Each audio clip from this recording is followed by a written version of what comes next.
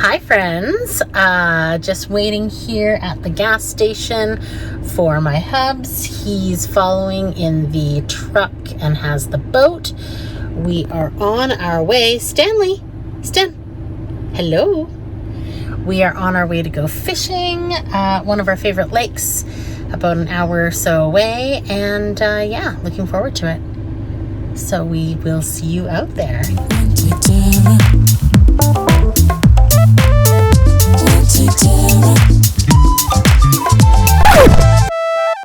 The spring broke. It just snapped or what? Oh. How are we going to get this off? I'm going to try and pull this over to the side of the road more. And so our trip was off to an inauspicious start. We took the truck as well as the van on this trip because we were going to explore some back roads, and man, I'm glad I wasn't driving. This didn't happen at the greatest spot. It was on a really long corner on a hill. We had to get it as far off the road as quickly as possible. Good morning. Well, I was really hoping to be coming at you today from the middle of a lake with a big trout in my hands. However, we had a little bit of a mishap yesterday. So today's video is unfortunately going to be more of a recovery mission. I do not know what that noise is coming from across the street. Hopefully you can hear me. Anyways, we'll see how that goes, and hopefully the boat isn't damaged. The trailer of the boat definitely is. Maybe it's fixable, or maybe we need a new boat trailer. Not too sure at this point, but we will keep you updated.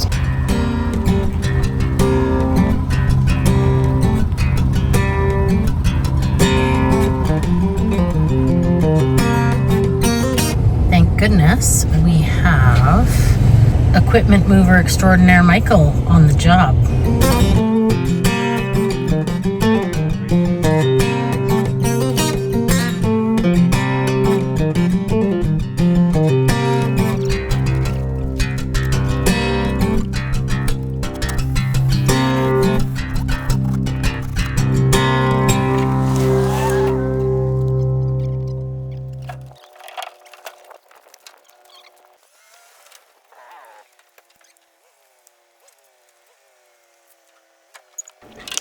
So the first task was to remove the boat from the boat trailer by winching it onto our other trailer.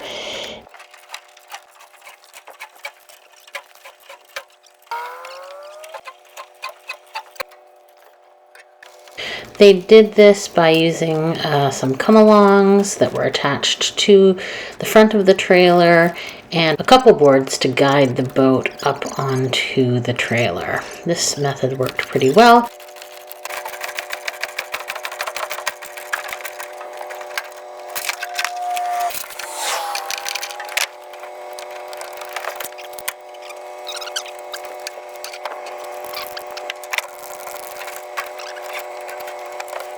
Once the boat was on the other trailer, we strapped it down and headed back to town. Oh yeah, this is like bent. You might be able to straighten it, but you'd always be scared because that's your load. Yeah. It would kink. It'd be good enough for just to like be on the trailer at the lake. Yeah. So just to explain what happened here was we hit two rather large bumps in the road, and hitting those bumps caused the leaf springs to bust, and then that released the axle, which twisted back, and that is why the axle of the trailer is pointing towards the back of the trailer. So the axle came dislodged, and that is why it looks like it does. We could potentially replace the axle and the leaf springs, however, the frame is bent, so this trailer is no good.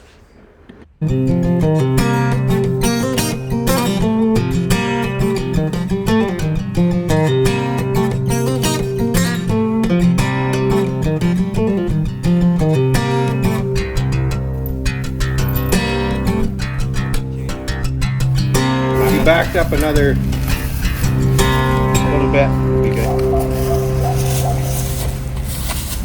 Like 2 more feet.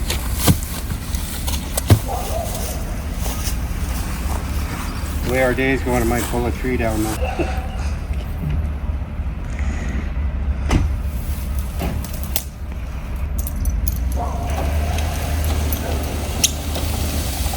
Good. Well, if we go up a little bit high, it'll curve.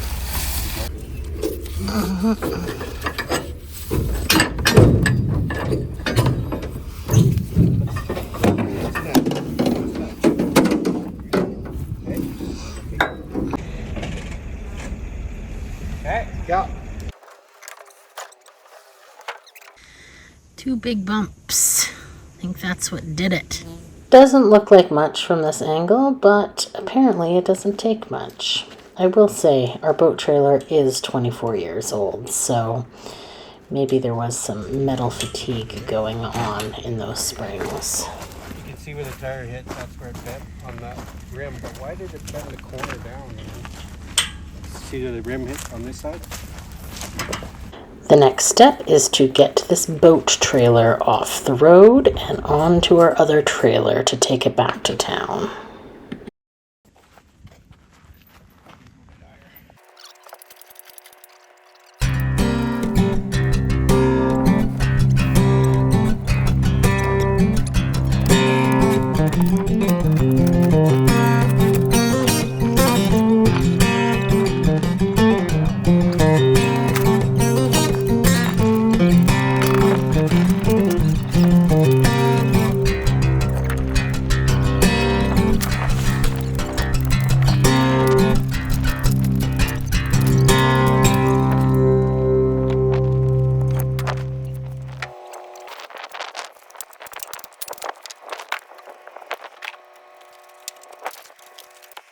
All in all, this went pretty smoothly.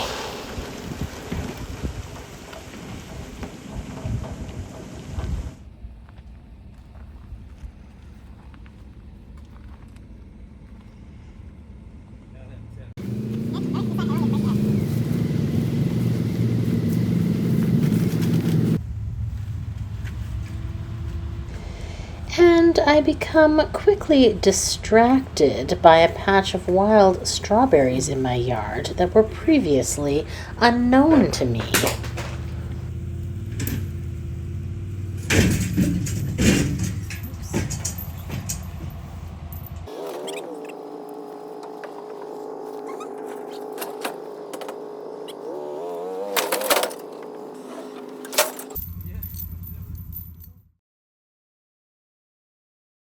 So the boat and boat trailer recovery mission was a success. However, now we find ourselves without a boat trailer. So JM did a little research and there's some available in Whitehorse. So now we are on our way to Whitehorse to see if we can find something suitable for the boat.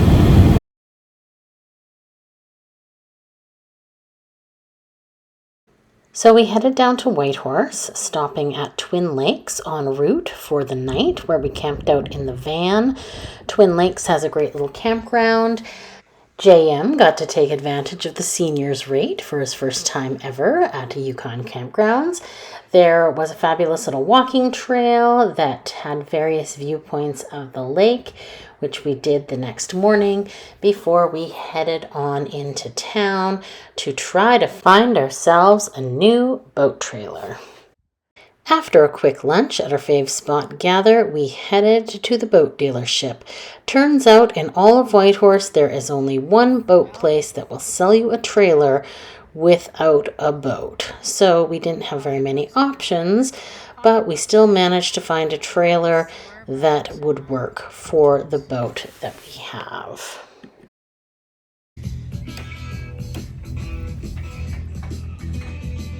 Oh, the handle's on the ground. You would think that that would be the end of this saga and we could quickly get back to fishing. However, once we returned to Mayo, we had to load the boat back on the trailer and make adjustments to make sure that the boat rode properly on it and everything worked as it should. Are we ever going to get to the lake?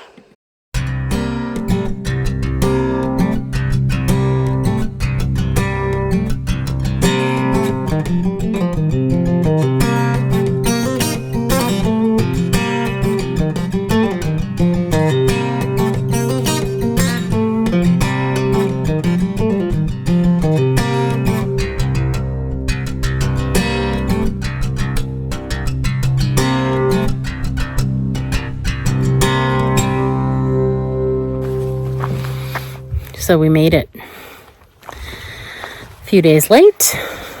Not the same lake we were planning to go to, but after our boat trailer troubles, we zipped down to Whitehorse, got a new trailer, spent the day today getting it all adjusted, getting our boat loaded, transferring all of our gear from the van to the truck, because now we are going to the cabin instead of a little van camping trip. And the reason for this is that we just wanted to bring the boat to a smaller lake just to make sure and be sure that everything was working properly and as it should after our little mishap. So we are going to spend the weekend here.